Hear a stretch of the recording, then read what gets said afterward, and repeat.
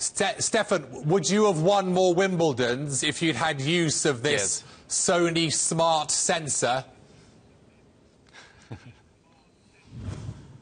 That's a very, very good question. Obviously, you know, technology is here to stay in today's world and within tennis, and obviously it's a great thing to have that you can measure, you know, the speed of the ball and the impact and the rotation of the ball. So there's a lot of things you can learn from technology and this Sony smart tennis sensor. So it's a fun thing that you can use for the pros and even for the amateurs. But whether I would have won more Wimbledon titles, I don't know.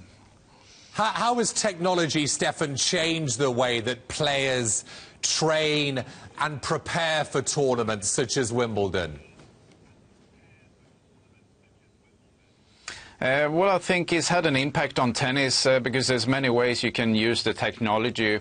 Obviously, through the internet and YouTube, you can watch a lot of the matches. You can analyze the other players' game. There are a lot of statistics which can be very, very useful, looking at your opponents. So there are many ways that you can actually use technology in today's game, which was not possible, you know, 20, 25 years ago when I was playing. Obviously you could get some stats, but it was very, very limited, and you know, you could not watch your opponents play, so you had to do it in a different way then. So technology is here to stay, and it's a great tool to have.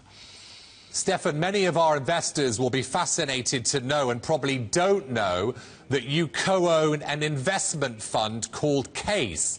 How do you combine managing, because you manage your own bond fund, how do you combine managing a bond fund with coaching Roger Federer?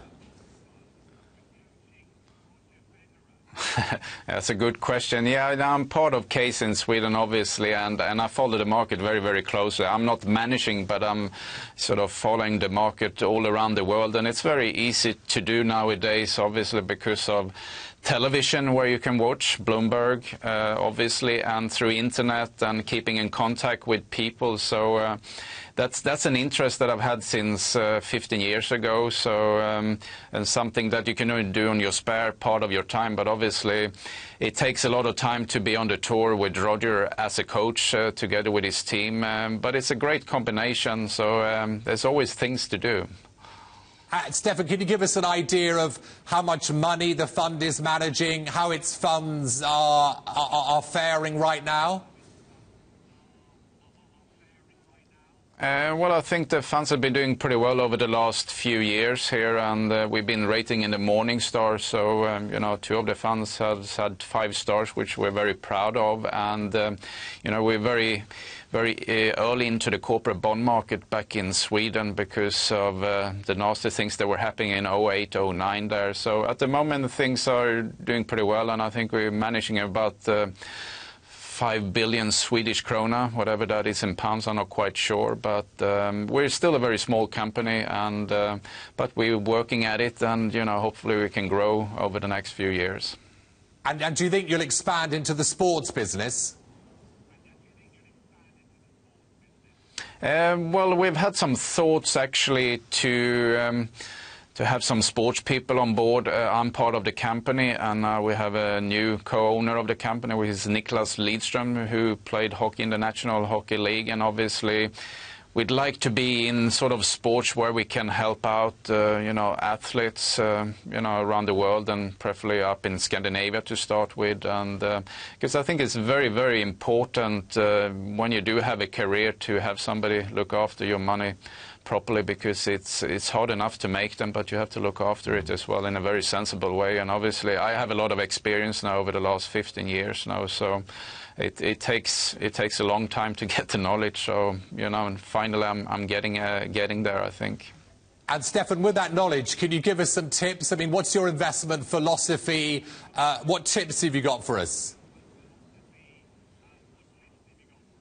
Well, I don't usually get out too many tips. I think you have to be a little bit careful as of now with all the things that's going around in the world, and it's very unpredictable. I think over the long term, you know, things will be okay. There's a lot of things to sort out in this world, so I'm always very conservative. I used to be very aggressive playing tennis, but when it comes down to making investments, I'm very conservative. So I think the important thing is to sort of have different assets, I believe. And Stefan, Roger Federer is aggressive. He's become more aggressive under your guidance. At 33, if he was to win Wimbledon, he'd be the oldest Grand Slam winner since 1972. But of course, he hasn't won a Grand Slam since 2012, the Wimbledon final then. Does he have a realistic chance of winning this tournament? Yes, I believe so. He's still one of the best players out there in today's world. He's won the Wimbledon title 7 times before, and I believe even at this stage, towards the end of his career here, you know, he's improved over the last year. He's looking pretty good going into this year's Wimbledon. He won in Halle last week, which was great to get some matches. And with a little bit of luck and having a decent draw and playing his best tennis, I think it's still very possible to win for him. But obviously the competition is very, very hard out there. And but if there is one tournament he still could win, I believe Wimbledon would be the one. So really hoping for the next 2 weeks is going to turn out good. Stefan, final question. What do you think of the money in tennis right now? If you win Wimbledon, the winner, both men's and women's, picks up a cheque of almost £1.9 million. I looked back at the history books. When you won it in 1990, yes, you received a £230,000 cheque. Is it warranted, this prize money? Yes. Do you feel a bit envious? No, I don't. I think I've been pretty lucky to be in tennis, and £230,000 was a lot of money at that time. And I remember when I won my first Wimbledon, I won more prize money than Bjorn Borg won in his 5 Wimbledons, and now it's a similar position. You know, when they win today, you know, it's gone the same way here. But it's they deserve it, the best players, because they're out there, they're working very hard, and why not? Stefan, great to chat to you. Good luck to you. Good luck to Roger at Wimbledon as well. And hopefully we'll get to chat to you again. Tell us how your fund is doing.